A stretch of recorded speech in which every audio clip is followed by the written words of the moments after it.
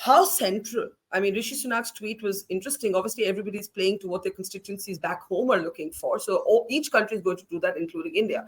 But how central, you heard both the ambassador and the general saying Ukraine is not the end of the world. It can't be the center of what's happening. Is that how the West will look at it? Is that how Biden, is that how Sunak will look at it? Look, I think, we talked about how geopolitics and geoeconomics are connected. And I think even post the Russian invasion of Ukraine, the part of the thing is why it's not just about having this mentioned because Europe and the US care about this. It's the fact that that has led to food security, fuel security, fertilizer security. And I know some think that this is because of, sanctions. None of those things are sanctioned.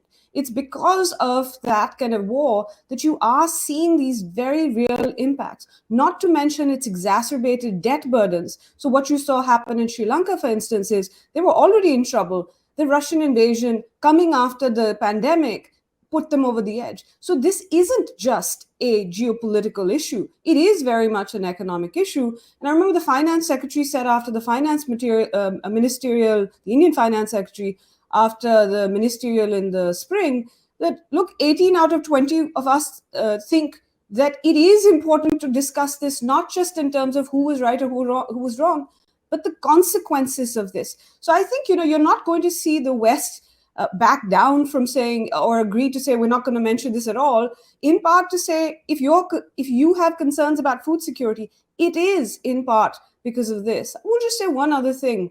Let's be frank. There'll be like 5 of us who read that joint statement at the end of it.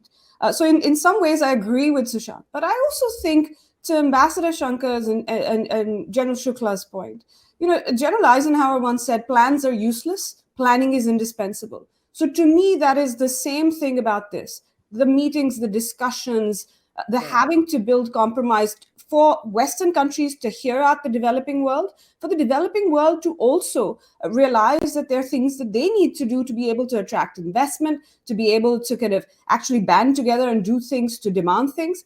So I think this is all part of the process. And frankly, if Russia and China don't want to show up, that doesn't mean the G20 becomes irrelevant. I think the other countries should continue to meet and put the onus on China and Russia to kind of take themselves out or isolate themselves. Xi Jinping has an interest in people showing up for the Belt and Road Forum or whatever they're going to call it in the fall. I actually think countries should say, okay, you didn't turn up, we're not going to turn up either. 90 countries they're saying will show up. Fine. But then having a G20 meeting where they've got something from the West, they can go and leverage that to get a better deal from China in the fall.